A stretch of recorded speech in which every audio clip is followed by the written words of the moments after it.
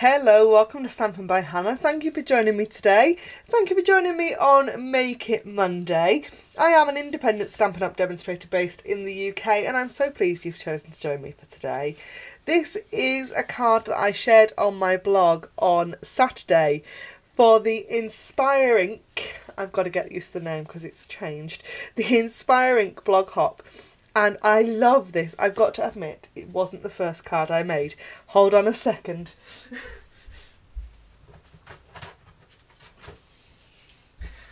So this card is the second one I made with this idea. And this was the first one. I do like to share with you every now and again the original idea of some of my cards because for all I love this, that was where the idea came from, and I think you can see that they're similar but they're not the same, so I'm gonna kind of merge the two together in that I am using silver today and I'm using a purple, but it's gonna look more like this than it is like this. So this card uses a couple of stamp sets and a couple of Sale-a-bration freebies. I am loving Sale-a-bration, are you? This is the Sale-a-bration catalogue. If you received your spring summer catalogue from me, you will have a copy of this in your pack. There are 13 fabulous items to choose completely for free just for shopping and spending during January, February and March, and I have two other products from the book in this card. They are the Amazing You and Celebrate You thinlits that you are going to see heaps and heaps and heaps of ideas from me using over the next couple of weeks. These are in my February Facebook Live class, so do check that out. If you love, I'm loving that stamp set, really am, and just so many cool things to do with it. The other thing I'm using is Heart Happiness. Now this is a stamp set that I will hold my hands up and would say I would never have bought in a million years from the catalogue, but I got given it for free at a Stampin' Up event back in November. And I've fallen a little bit in love with it. I have a few card ideas coming up with this one over the next week or so. I think my Friday card also features this stamp set, and I have shared a card I think a couple of weeks ago with it as well. I love it. It's fun. It's really fun. I need some sentiments though, which is how come I've ended up using Sale-a-bration stuff. So, stamp set all sorted. I've got my dies out. Shall we get stamping? This one uses Night of Navy and Gold. So this one today is Fresh Fig and Silver, which is a colour combination I'm in love with. I love Fresh Fig. I'm such a purple person. So, oh, I can waffle, can't I? Right, let's do the base stamping first. So we have got this heart stamp, which stamps kind of watercolour-y. Is that a word? It is now. So I'm going to ink that up in Fresh Fig. And I don't want full strength ink, so I'm going to stamp it off and then I'm going to come and stamp on my card, because if I stamped that on there it's going to be far too strong. So stamp off, stamp on the card, stamp off, stamp on the card, stamp off, and I get myself all confused and a bit muddled because that doesn't take much, as any regular viewers of my channel will be well aware of. So that is the initial layer of stamping. Now the next bit is we're going to heat emboss these hearts down the card.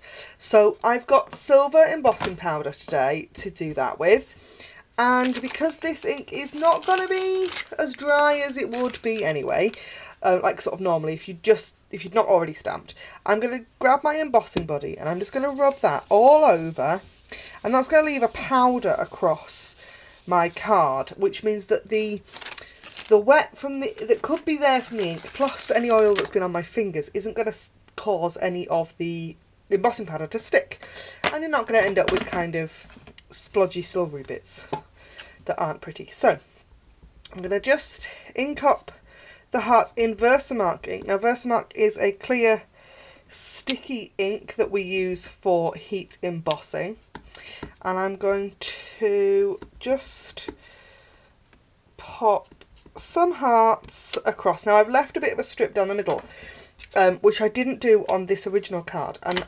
hoping that's going to make the sentiment a little bit clearer and easier to see. I've got my silver embossing powder, and just trying to find my ice cream spoon. I store all of my embossing powders in little tubs like this because it just makes it much easier for me to see, and I, in theory, make less mess. Whether that's actually true or not, particularly when I'm doing this on camera, is debatable. But the theory is that I make less mess. But as you can see, not sure about that. So, before I heat emboss that bit, I am also going to stamp my sentiment. I have a scrap piece of fresh fig, and I have the sentiment on my block already. See, I told you I'd made a mess. Oh dear. And I'm going to ink the sentiment up in Versamark as well. And just like that. And I'm going to heat emboss this with white ink. Now I didn't use my embossing buddy on this piece of cardstock, so this could be messy. Yep, look. Can you see that? So we have got loads of stray powder just down here because I didn't use that embossing buddy. So it's okay, because all I'm going to do, you could start again, but I always have a dry paintbrush handy just to get rid of some of that stray powder, because I do make a hell of a mess when I'm stamping. Always have an idea or a technique to tidy up my mess. So I'm going to heat emboss both of these. I'm going to turn the camera off to do that because otherwise you're going to get deafened. So hold on a second. Okay, so I've heat embossed those now, and they're all shiny and pretty, and I love that colour combination. That's really nice. So the next bit is our amazing die cut. Now I do think this die is amazing because I think it's just stunningly pretty. It's stunningly pretty cut in anything, yeah, anytime you cut this it's pretty, but I think cutting glimmer paper, this is just gorgeous. So I'm just checking that the die actually fits on this scrap. It does. So I have got a piece of the multi-purpose adhesive sheets. I love these. These are an absolute staple in my craft room now. Would not live without them. And they're great for intricate dies like this. So all you need to do is they come in enormous great big sheets, and I cut them down just to fit the piece of cardstock that I'm using, really. And all you do is you peel off the side that has got the black print on it. Now there is a this is easier said than done, I will admit, particularly when you haven't got any fingernails. The big sheet does come with like a tear off tab on one side that makes it a bit easier, but as you can see this is a sort of scrap. So I can't make things easy for myself when I'm filming. You know, you must understand that. So I had it then as well. There it is. There it is. There it is. Oh, there we go.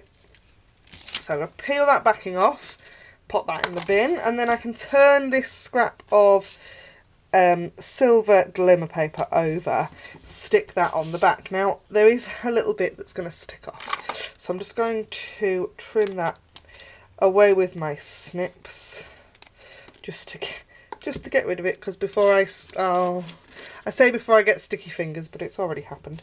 So all I need to do then is stick my die on there and run that through my Big Shot, because that is now on the back. So let me do that. Okay, so I've ran that piece through my Big Shot. I'm just going to peel the die away which has left the die cut in. Now this quite often happens when you use the adhesive sheets, because it tends to hold the paper together, which is great, but it's a little bit awkward when you've got dies that have got kind of intricate bits. So there is the centre of an A, and I know I can see this, and I'm sure that you can't on video, but I'm just going to poke out where the middle of the G and the middle of the A, just so that they're not going to come through when I unpeel it all. So that is now a sticker that I can then just peel off and stick down when I'm ready. So shall we assemble the card? I've got my card base in Fresh Fig. I'm going to adhere that to the front. Now, because I've heat embossed that, it's a bit wibbly, can you tell? So when this happens, I tend to use fast fuse. I use fast fuse most of the time anyway, but I put more fast fuse on. Normally I do 4 corners and maybe a bit in the middle. Not when I've heat embossed it. I do 3 strips all the way the length. I'll do 1 across the top and 1 across the bottom. And then this stops your card, kind of the front panel of your card, kind of peeling up. So that is now, the whole card then appears a bit wibbly, but you've not got a wibbly front. I know what I mean. I'm sure I'm not explaining myself very well. I've then got a circle, vellum circle, that's been die cut with the stitched shapes framelets. Now, because I'm sticking this onto Whisper White, I'm actually just going to put fast fuse there, and I'm going to pop my circle on it. You can't see it. Fast fuse is clear. When you stick it onto Whisper White, you cannot see it. It goes completely invisible. It's amazing. I'm going to just hand cut out the other bits of my sentiment. So that's